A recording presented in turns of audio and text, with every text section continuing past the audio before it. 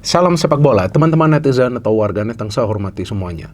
Welcome back ke konten terbaru dari channel YouTube Triple B. Dan di konten terbaru malam hari ini, saya ingin memberikan analisa dari pertandingan English Premier League antara Manchester United versus Manchester City yang berakhir untuk kemenangan Manchester United dengan skor 2-0.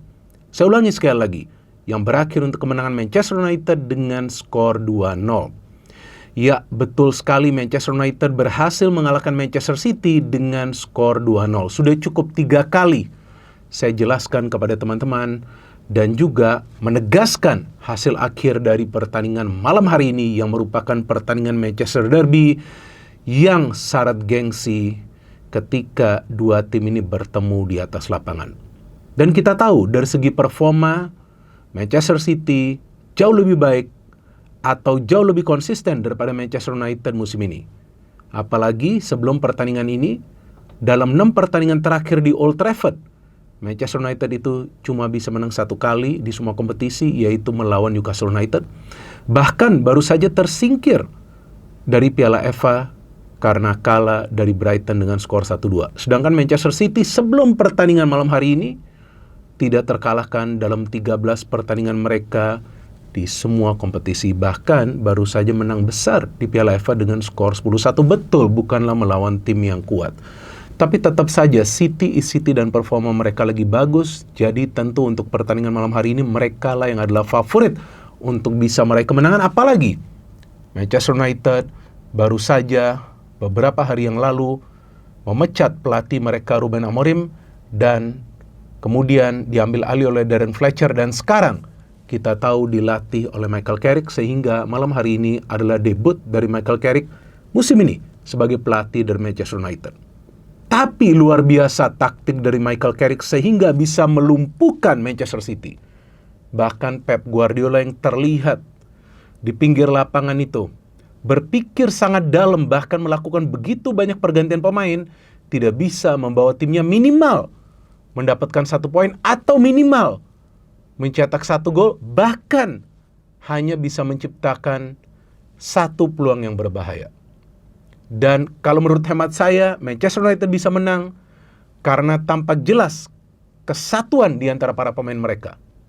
Mereka bermain seperti mereka belum digaji untuk 3 bulan terakhir. Karena mereka betul-betul menekan para pemain City, mereka kejar terus bola yang mengarah ke pemain City, sehingga sebelum juga pemain City itu bisa dapat bola, sudah ada pemain Manchester United yang melakukan pressing. Jadi kalau yang saya perhatikan, taktik utama dari Michael Carrick adalah meminta para pemain MU agar tidak memberikan ruang bagi para pemain Manchester City ketika mereka sudah mendekati lini tengah.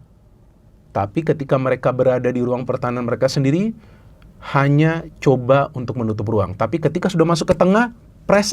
Maka itu beberapa kali dalam duel 50-50 ball, para pemain Manchester United itu lebih unggul. Bahkan beberapa kali bisa memaksa para pemain City melakukan kesalahan. Dan memang seperti biasa, City bermainnya slow. Slow itu artinya apa? Sangat tenang. Karena mereka mengandalkan yang namanya ball possession. Tapi apalah itu ball possession? Ketika tidak bisa menciptakan banyak peluang yang berbahaya dan justru mengakhiri pertandingan dengan sebuah kekalahan melawan tim yang sedang lapar untuk kemenangan. Kenapa para pemain MU tidak bermain seperti ini ketika dilatih oleh Ruben Amorim? Nggak ngerti saya. Tapi MU bermain sangat baik sehingga mereka efektif untuk menciptakan jauh lebih banyak peluang. Kalau dari catatan saya, total ada 7 peluang emas dan mereka bisa mencetak 2 gol. Dan seharusnya MU bisa menang dengan jumlah gol yang lebih banyak. Artinya seharusnya mereka bisa menang dengan 4 atau 5-0. Karena ada 2 peluang mereka, yang 1 terkena mistar dari Maguire dan 1 lagi terkena tiang dari Amad Diallo. Dan ada 3 gol mereka yang dianulir karena offside. Sayangnya timing mereka itu tidak pas ketika melakukan pergerakan.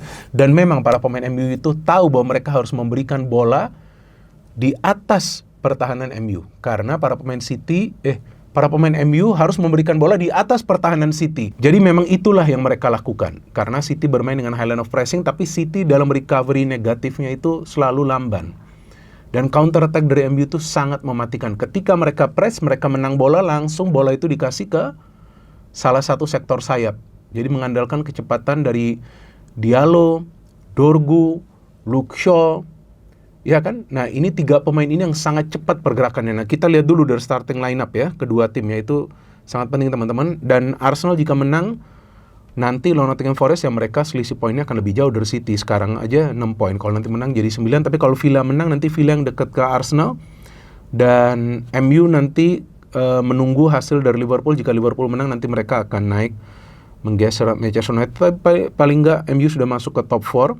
Nah, Dorgu juga luar biasa permainannya, dan saya melihat Dalo juga oke, walaupun saya pikir Dalo beruntung karena di menit-menit awal dia hanya mendapatkan kartu kuning yang ketika dia mengangkat kaki terlalu tinggi kepada Doku. Doku hanya liak-liuk, gak bisa memberikan final pass yang akurat karena memang para pemain MU berkumpul di tepi kotak penalti. Bahkan di kotak penalti selalu para pemain MU itu lebih banyak daripada para pemain City. Jadi memang Carrick tampaknya meminta para pemain MU pokoknya kalau kehilangan bola langsung menumpuklah di dalam kotak penalti. Dan saya justru tadi kira Haaland gak main loh. Bener, karena jarang dapat bola dia. Bahkan dia hanya punya satu kesempatan untuk mencetak gol yang bisa diblok oleh Lisandro Martinez. Luar biasa tuh Lisandro Martinez. Jadi mungkin masih di dalam kantong Lisandro Martinez nih si Haaland ya, sampai dia akhirnya ditarik keluar oleh Pep Guardiola. Ya gak ngerti, mungkin juga dia gak fit. Oke, dari starting lineup ini yang menarik.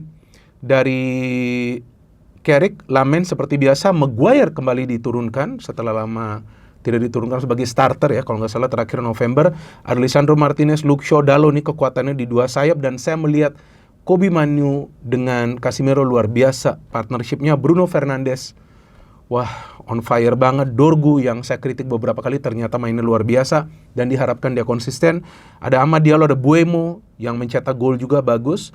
Dari City Haaland, Silva, Foden, Semenyo, Doku, dan satu peluang dari City itu dari pemain baru mereka, Max Elin ya, yang bisa di-save oleh Lemans yang dari corner. Rodri, jatuh bangun Kushanov, Rico Lewis, bahkan mendapatkan kartu kuning Ake. Donnarumma saja nih yang bagus, kalau bukan karena Donnarumma nih, MU sudah menang dengan mencetak lebih banyak gol. Nah, seperti yang tadi saya katakan, MU hanya blocking di tengah, dan counter-counter mereka cepat, tapi City tidak bisa membuka lini tengah atau lini pertahanan dari MU karena MU selalu cepat recovery negatif. Nah, itu salah satu kelemahan MU ketika masih dilatih oleh Ten Hag dan juga Amorim. Itu yang sepertinya coba benahi oleh Michael Carrick, yaitu meminta para pemain MU pokoknya harus betul-betul disiplin ketika kehilangan bola. Dan juga ketika mau membangun serangan, jangan terlalu lama menguasai bola, apalagi lawan City, karena City itu unggul sebetulnya dari segi melakukan counter pressing. Itu salah satu keunggulan mereka, apalagi adanya Rodri. Tapi dengan pertukaran passing yang cepat, dengan transisi yang cepat, itu yang membuat MU bisa menciptakan banyak peluang yang berbahaya dan juga mencetak 2 gol. First goal dari MU ini sangat luar biasa, dari counter attack. Buemo yang memberikan bola kepada Fernandes, tiba-tiba 4 lawan 2. Dan kalau saya tidak salah di belakang itu City, jika saya salah silakan kalian koreksi, itu hanya Silva dan Rodri, kalau saya tidak salah. Itu cepat banget.